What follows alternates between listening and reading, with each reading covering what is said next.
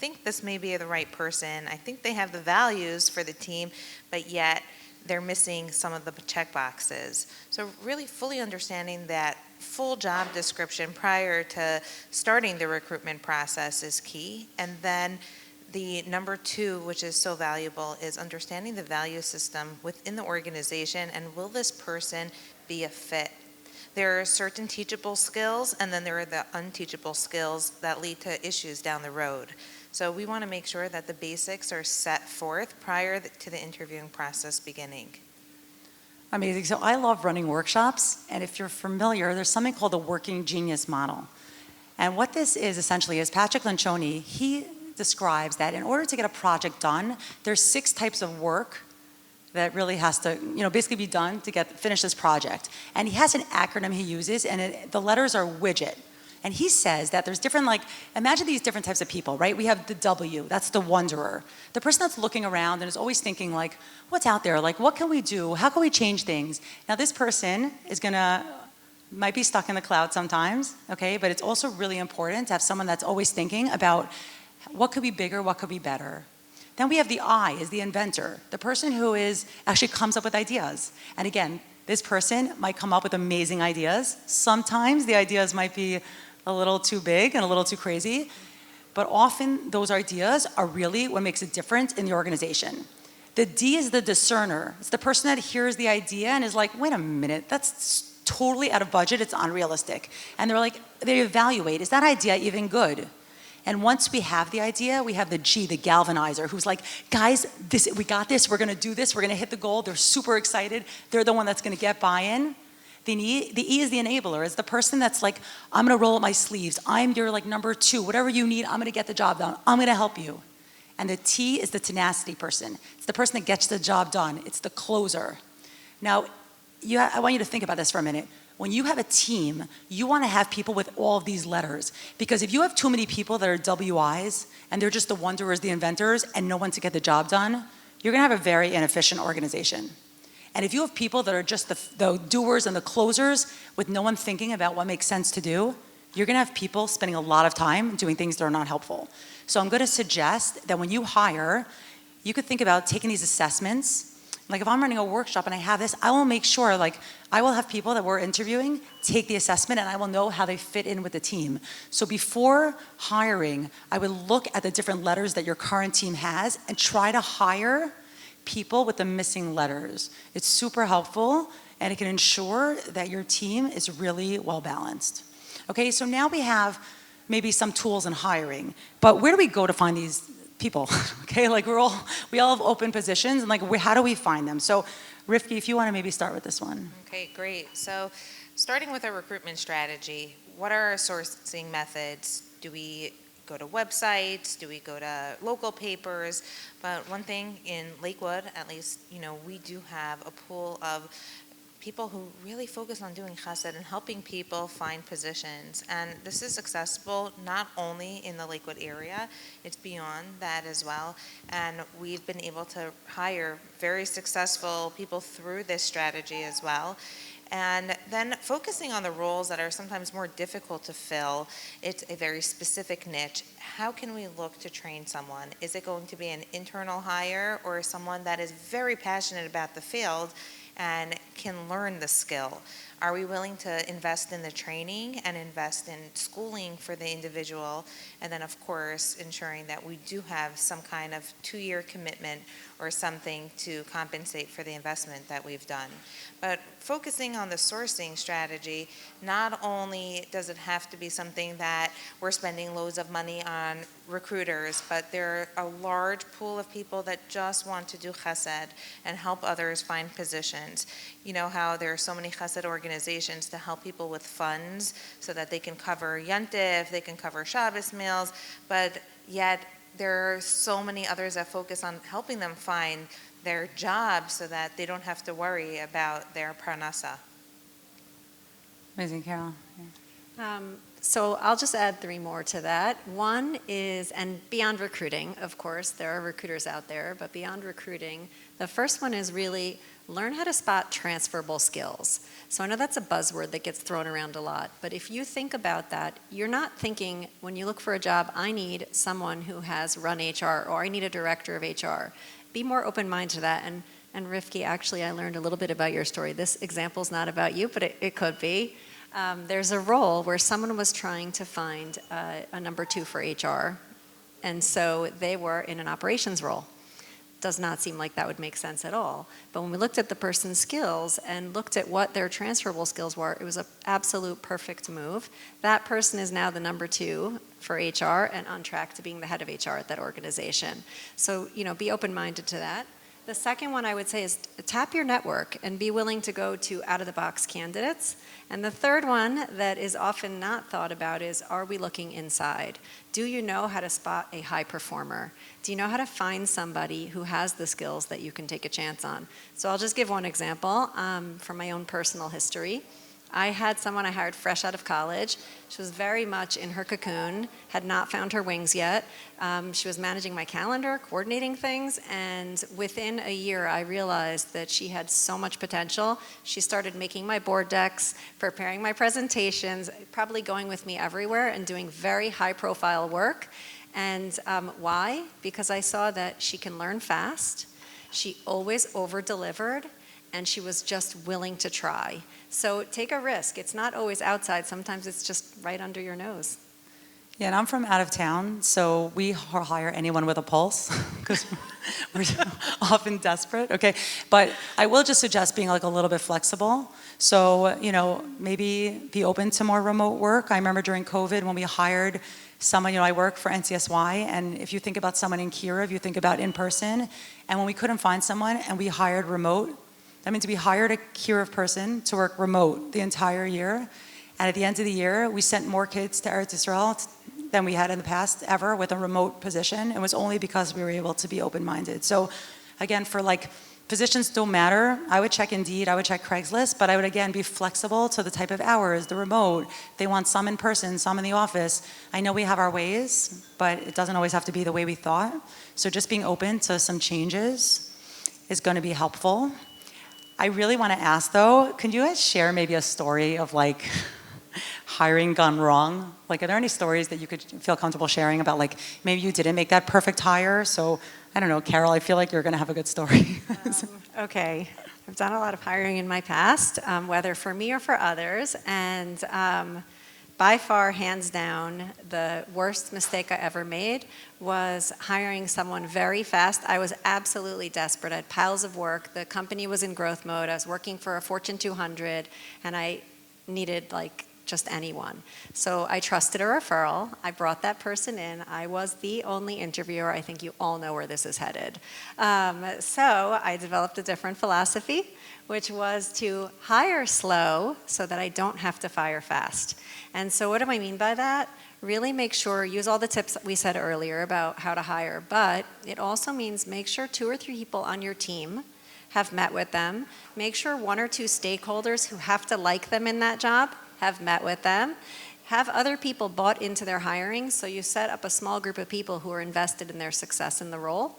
And then, of course, you have to just make sure that they're a culture fit.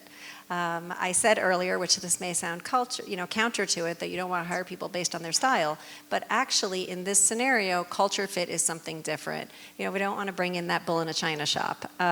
Often my other hiring philosophy is I look for kinder type A's. So what does that mean? It means a high performer who isn't going to leave a trail of dead people behind them.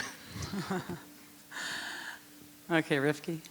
Okay, so I'm going to bounce off of Carol just a bit with that desperation and hiring and desperation. Sometimes it can be slowly, but feeling that need to fill this spot is so important to the organization. And yes, sometimes taking it slow can also lead to mistakes as well. So an individual we've brought in 7 times, brought in to meet with everyone on the leadership team. Sorry, did you say 7 interviews? 7 interviews, and some were back-to-back on the same day, but meeting with 7 individuals within the organization, and this is key players that are going to interact with the individual mostly. But the bottom line was that we focused on the key points that we were missing in the organization. And wow, this individual would be able to fill these voids, but rather than looking at the entire scope of the skill set, and is a job too big for this individual? And will this individual be able to accomplish what we need them to? And this is going back to the full job description.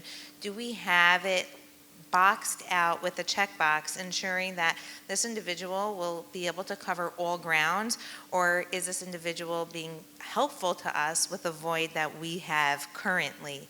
And especially in an organization that's scaling, we need to think long-term, not just in the present moment. So that definitely was a difficult hire because it did not lead to any success, and unfortunately, it did not pan out the way we wanted it to. Yeah, for me, I assumed that because somebody worked in the same organization, but for a different branch, then they'll be able to do the same thing if they worked for me. And I did do research and I did ask questions, but I asked the wrong questions. So instead of just asking, can they run Friday night dinners? And they were like, oh, sure, they always had 30 people at their Friday night dinners. I didn't ask, were those people low-hanging fruits? Did they have to go out and recruit them? Like, I didn't really ask the right questions. It's like a shidduch. If you just say, oh, is the boy nice? You'll get, yeah, sure, but like that's not going to give you information. So I really learned, and what happened was we ended up hiring the person, and after a few months, I realized that this person really has limited potential, and no matter what training we gave, there wasn't so much to work with, and it was a very frustrating experience, an expensive experience, because you're now moving people across the country, and when you realize it doesn't work, it was really, it was hard. So from that, again, I learned, don't just ask questions, don't just call a reference, think about the questions that you're asking and making sure that the answers you're getting are really gonna help you and what you need, and not just be generic questions. Do you wanna add something? Yeah, I'm gonna add one thing to that. So I just wanna give you like a few words for your questions. A lot of people say, what are your strengths? What are your development areas? We do need that information, but let me maybe give you a thought on a different way to ask that question. For the first question, if you want to know their strengths, I will often say, this is a moment where I want you to brag. If I hire you and 6 months I'm sitting with the team and we're reviewing talent and I say, what are the 2 to 3 things that we would never have survived without this person on the team? Can you tell me what those are? Then they're going to really open up, right? And then of course, I'm not going to say, tell me your development areas, because everyone's going to say the very obvious one. So what I'll say is, so everybody has something, wow, that's really some pretty exciting stuff to bring onto the team. Everybody has things that they need to work on as well. What's something that you're working on or that you've been told to work on in the past? And bonus points if you don't say, I take on too much. Okay. So we're gonna move topics now to retaining talent, okay? This is super important, and I wanted to bring you like a really legitimate source for this. So I looked up WebMD, and I thought that was probably pretty qualified. No, I'm joking, but I really read this list of like, why do people leave their jobs? And I'm gonna share that with you just because it's like I really like the things that are on this list. And there's 6 things, and when I read the list, I want you to think about, do these go on in your organization? Like, are you set up for people to wanna stay or for people to wanna leave? So the article said that there's 6 of the main reasons that people leave is they have bad managers. They don't have people that care about them, that are holding them accountable, that are checking in every week. They're not fulfilled. They're not getting their highest level work. They don't see room for career advancement. Are we providing that for our team? They don't feel recognized or respected. They were poorly onboarded. We just threw them into a project and said, like, sink or swim. They have a low work-life balance. Like, they weren't just staying late because it was right before the dinner, but like staying after hours was pretty consistent. And they didn't have a sense of purpose. So if you think about a Gallup study that says that replacing an employee can cost anywhere from 40% to 200% of their salary. Okay, so like really the goal is to try to retain staff. So what can we do about this? So I'm going to ask, I guess maybe could you each share like, I don't know, the top 3 things that we can do to retain talent? And I guess Rivky, maybe you take this one first. Okay, so with retaining talent, the number one that I want to focus on is what are the value system of the company? And within every organization, we want to know that we have our core values that are spelled out to the entire organization, and everyone understands it very well. We have workshops that we work through them, and when we bring in individuals, we know that we're onboarding them, we're interviewing them through our value system as well. And when living through the culture system, how do we define a culture system? So you say culture, what does that mean? Is it the way people dress? Is it the way, people look at others? And there's always some kind of blurred line when looking at culture, but culture is the essence of who we are, our value system, our ethical values, and what are our key points that we live by, the decision-making thought process. And there's so many areas where we have the opportunity to tap into our culture, and every individual knowing that you're either on board and you're on the train so that you're within our value system or you're not.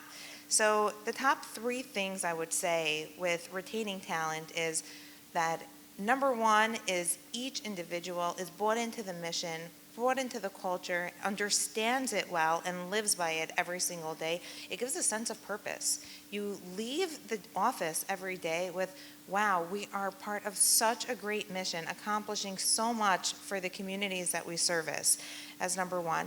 Number 2 is empowerment. Empowerment. Do I feel empowered? I can make decisions. I can go above and beyond for, in our case, for our patients. I can go above and beyond within my role, and it's going to be appreciated. It's not going to be looked at, wow, you stepped out of your boundaries, and why are you doing such? But the culture allows it for every employee to feel empowered that I can do beyond the expectations of my role. And number 3 is my voice is valued. When I have a thought, an opinion, my manager wants to hear from me, the others around me want to hear from me, and I can see that they take it seriously. It's not, oh, she's speaking up again or he's speaking up again, but rather I am part of the work that affects me, and I feel so valued and empowered within this culture system that I just want to remain here. And, sometimes people think that the dollars and the recognition and reward is so important. That comes last. Yes, everyone at the end of the day needs to walk away with a paycheck, and that's important, but that does not come as the primary motivation to stay within an organization. That is always secondary. Number 1 is, how do I feel leaving work? How do I feel within the environment? And do I feel comfortable, and do I want to stay here? And yes, it is an incredible place to work because they care about me. Amazing. Carol. Okay, I'll share 3 very specific things that I've had the zechus and also the scariness of managing very large teams in the past. And I have found 2 or 3 things that really matter. One is clear goals and roles. There's nothing worse than nobody knowing what they're supposed to do or whose job it is to do that task or who really owns what or how we get something to the finish line. So clear goals and roles. 2, I would say that, and this was touched on in an earlier discussion, but stay interviews. If you haven't heard of them, look it up, consider it, but here's my version of a stay interview. Before someone comes to you and they've already discussed it with their family, their spouse, and everyone else, and they're ready to have a foot out the door, get ahead of that, especially with your high performers or the people you really value. Don't wait till that annual increase in compensation conversation. Conduct a stay interview. What does that look like?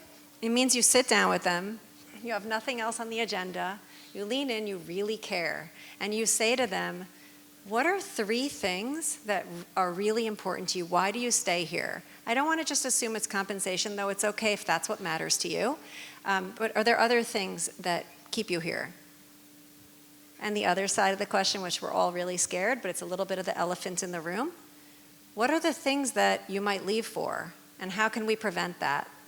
Do you know that you will just have built loyalty for a long time to care and ask one of your employees a question like that?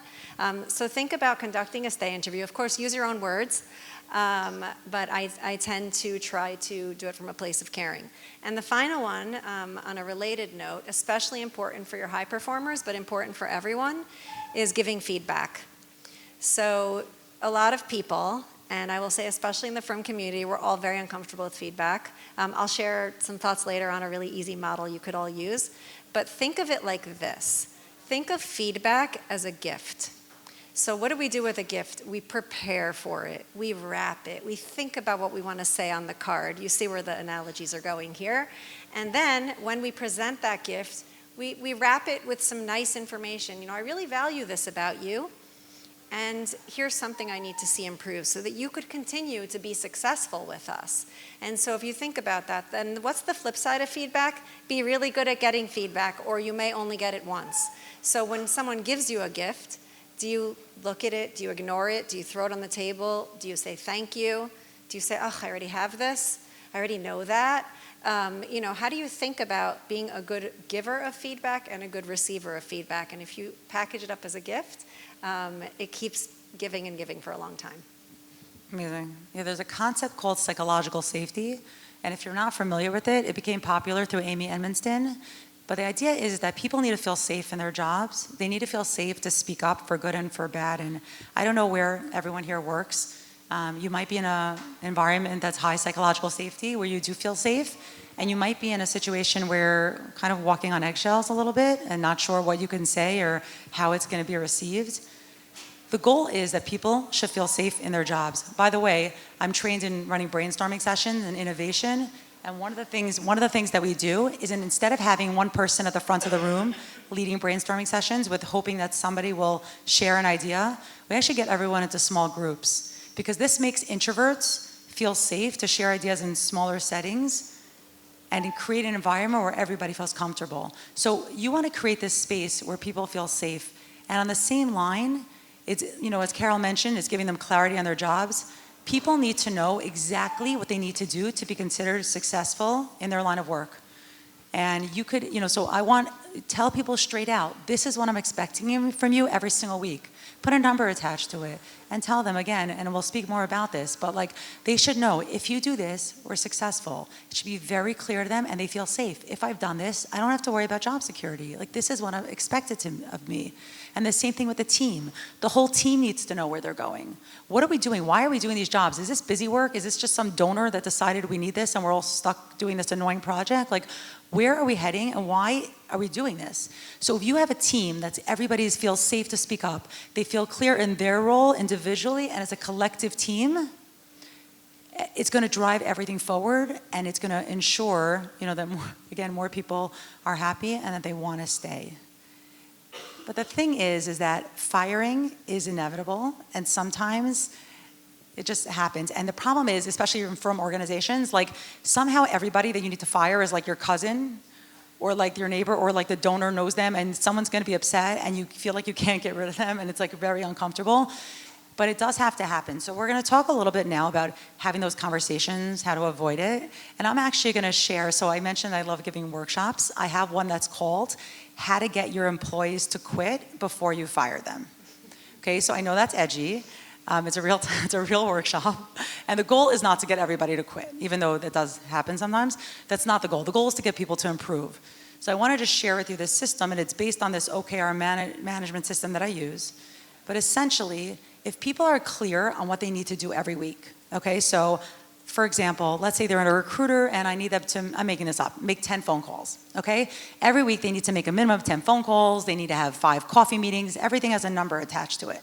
So when we meet following week and they filled out their chart, their little conditional formatted Google spreadsheet, everything is simple, and they see they're supposed to make, let's say, 10 calls, and they've made 1.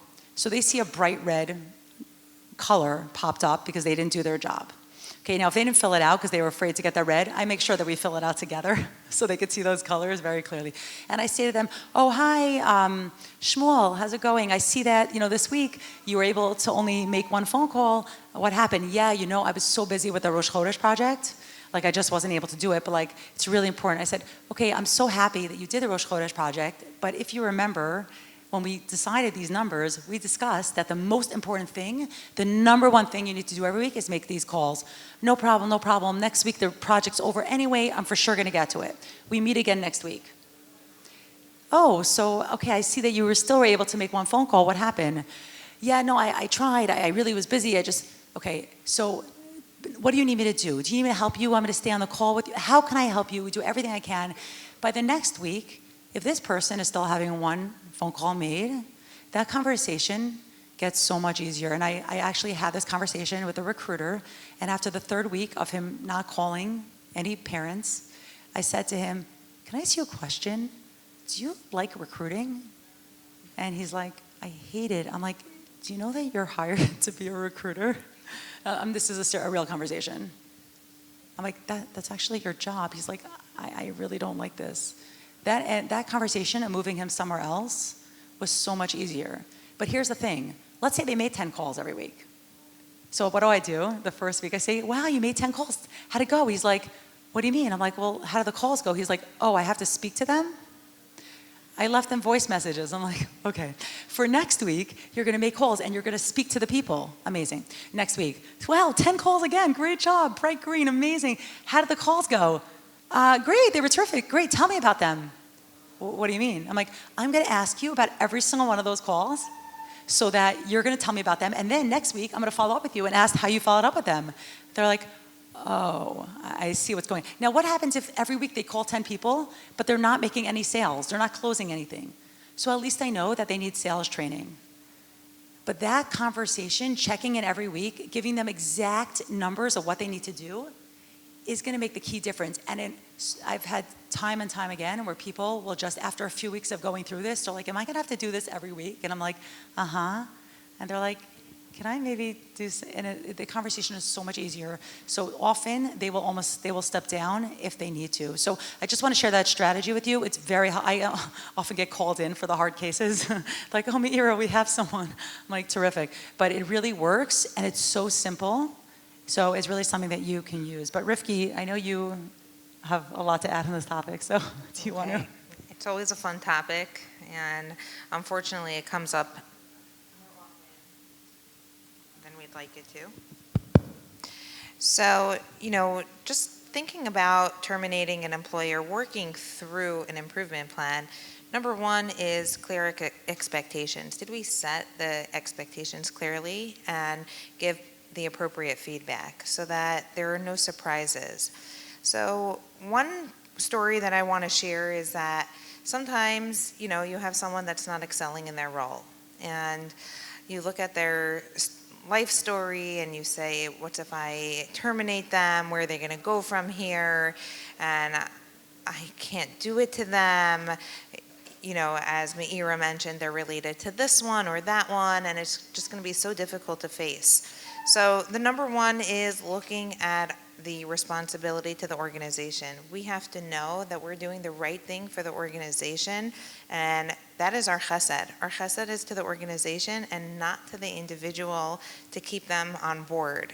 So, just a little story that comes to mind. You can have a boy in yeshiva who's really not doing well, and the Rebbeim are tiptoeing around him, his friends are tiptoeing around him, and just everyone feels bad to give the negative feedback, but he's really not doing well. Is that the best place for that individual? We think we're doing a chesed by keeping them within the organization, yet are we really doing that chesed? They can be doing so much better elsewhere, but we're just so scared to take that next step. We have to look at what's best for the organization, and yes, what's best for the organization is the route that we need to take, and we don't know what's best for that individual. If that individual has some kind of value system to the organization and we can maintain it to that specific strength, then yes, that's great. Maybe cutting them down to part-time, 1 day a week for that individual strength that they can contribute. But keeping them on full-time, we're not doing the organization a service, we're not doing the individual a service. And then another example I want to bring up is our value system and the breach of trust. So unfortunately, we had a situation where there was an incredible individual, high performer, but there was a breach of trust. Now, what is that red line that you cannot pass? And every organization is going to determine their own for what's specific to them, but we need to know that there is a certain line that you cannot cross, and if it is crossed, that would lead to immediate termination. And in that case, yes, there was no warning, there was nothing for us to do, but in terms of performance and ongoing feedback, as long as the individuals have clear feedback, clear goals, improvement plans that they can work through, there are no surprises when it comes to termination. So I think we covered a lot of ground there. I'll just add one point. Again, I like to look at the flip side, as you saw earlier. If you are having a low performer in the organization, okay, you're dealing with the feedback, everything else that everyone discussed, that's great. Let's look at the flip side. What does that message send to the rest of the organization? So two things. One, inevitably, if the work isn't getting done, someone else on the team is picking up that work. Maybe your high performer. So their load is higher. Or, even worse, they think a low bar is acceptable. And so you start having lower performance on your team. So I would just say the fear of dealing with a low performer should be overcome by the impact it has on the rest of the team. Okay, amazing. Okay, last topic, and then we're going to go to questions, okay? This topic is about feedback, performance reviews, which I guess for many organizations is kind of like a buzzword for, this is what we do, and the question is really how to make it meaningful, and for so many of us, it's just really checking this box. So, Rivky, why don't you start with this one? Okay, so performance reviews are so important, like it's been discussed, giving that employee the feedback that they need, that they deserve to keep them empowered. But that performance review, is it just a sit-down session and I'm just giving you my thoughts, my opinion on how we're doing, or do we have measurable items that we can measure their performance? So we always link it to their job description. Going back to the job description and ensuring that each piece of their responsibilities are addressed, where they're performing well, where they need improvement, and coming up with goals. Goals for the coming year are extremely important as well. What's the direction? What's the vision of the organization? And what is this individual's role in ensuring that they're keeping up with the scalability and the growth within the organization? So I just want to point out that looking at those performance reviews, and is it just very generic for all positions, or is it individualized for each role? And yes, looking at the job description and ensuring that it's linked together. Amazing. But Carol, let me ask you a question. Like, what happens when we can't wait for the next performance review and there's an issue now, okay? That's great. So if you haven't realized, feedback is so important, but it's sort of this flippant topic that we all say is really important. But actually, I want to give you a tool, and I want to give you a model that is foolproof. It's for any leadership style, any type of situation. It's called the what, so what, now what. So the what is the present moment. The situation already happened, and you want to sit down and talk about it. Either we didn't hit the goal, we had a bad meeting, something wasn't delivered. That's the what.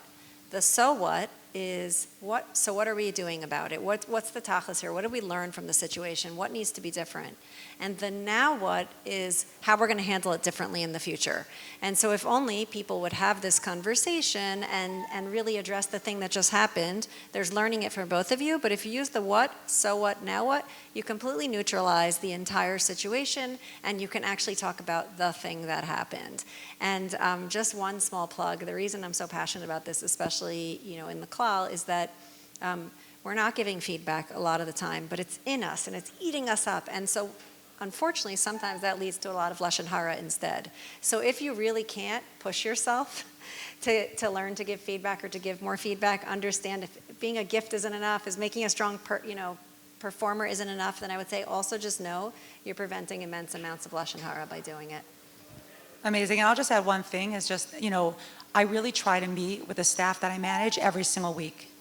And I feel like giving that constant feedback on a weekly basis, again, checking in on their numbers, on what they're doing, how we can help, is what is super helpful. And especially the staff that tell you that they're too busy running around, running events and programs, that they don't have time to sit down. Those are the staff that need it most. So when they say they're too busy, they have a million things going on, that's okay. We'll do it what's your schedule? When could we do it? But just pinning them down to have that meetings, those constant check-ins, has been super helpful. So I know we're almost out of time. Could we take maybe a question or two? Does anybody have anything that's on their minds?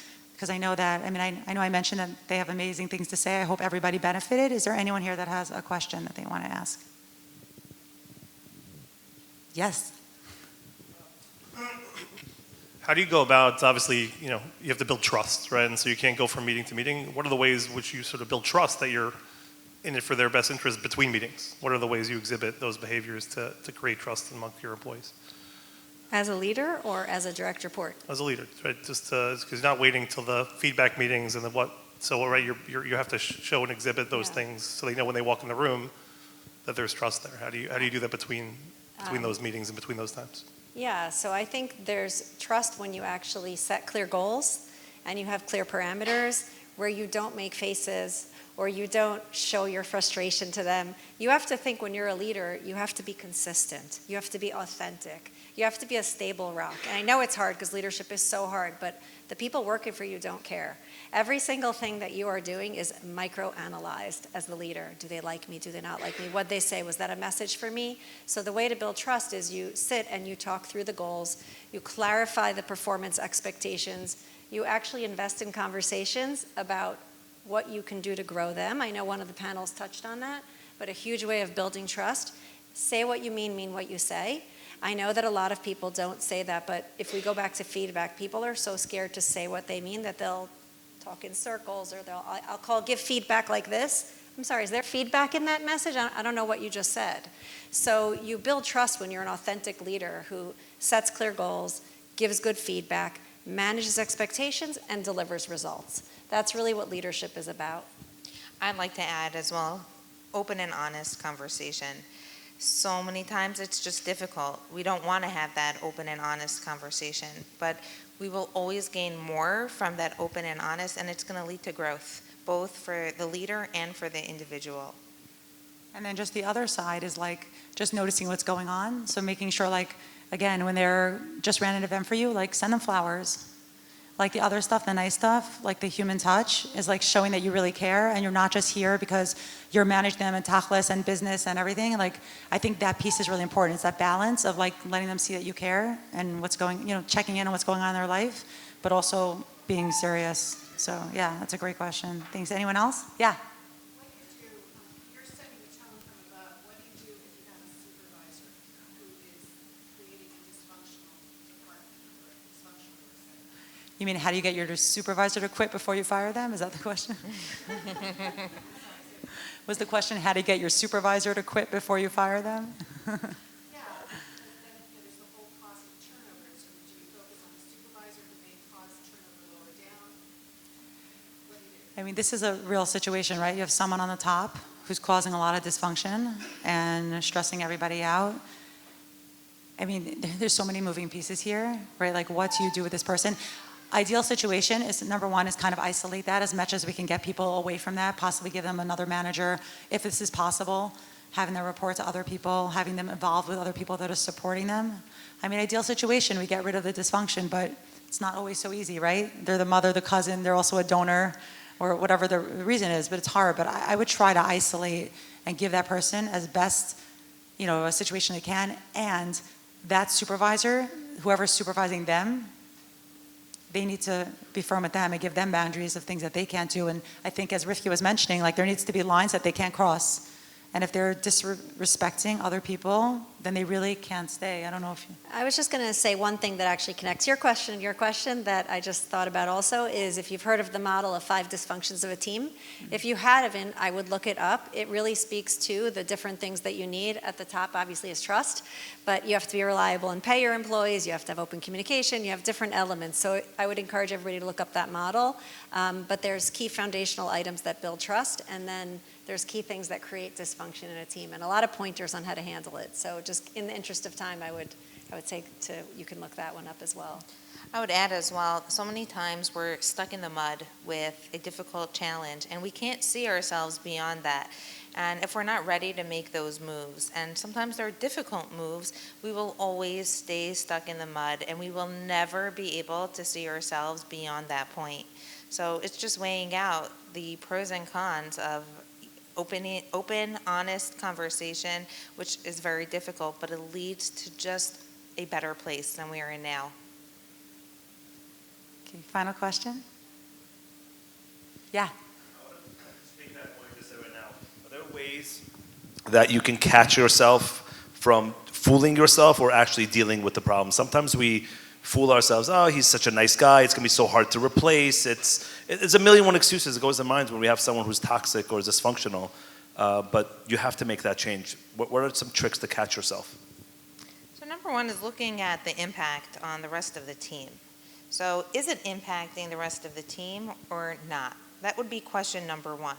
And how much of an impact is it having on the rest of the team? And will we be able to isolate this person and say, you know, these are improvement methods or improvement steps that we can work towards? Or is this person, you know, beyond that, beyond those teachable moments and resistant to change? And yet, if they are affecting the rest of the team, then yes, we need to take the next step. And unfortunately, many times it does not lead to the desired place.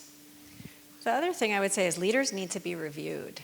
So whether you do that through an engagement survey, whether you do that through whatever you're comfortable with, get in the room with someone who's above the majority of the leaders, maybe the head of the company, sit down and review the top of your organization. Do people like working with them? Is the work getting done? Are we hitting our numbers? Whatever it is, that has to happen, and usually those people always bubble up. You know, those people always come to the surface. So the other thing I would say is, as a leader, it's really important that the higher you get, people tell you less. So it's really important that you find somebody that you trust. The person I mentioned earlier, 21-year-old, became my reverse mentor. She was so not afraid to tell me anything. Either I made her feel so trusted in her job that I would literally go to her after meeting. I was like, did I hit the right tone? Was I too obnoxious? I think I was frustrated. She'd be like, oh, that was not your best day. I said, all right, what can I do better? This is like a 21-year-old. And so the psychological safety, plus having people not afraid to tell you what you need to hear, is one of the most invaluable things I could say that you would have in your career. Make it so okay for them to tell you anything. You need that information. Everyone in the room knows it besides you until the person's brave to tell you. Amazing. Thank you, everybody. And again, please, we're here the whole day. This is why we're here. So if you have any questions, please come find us. And really amazing job. Thank you.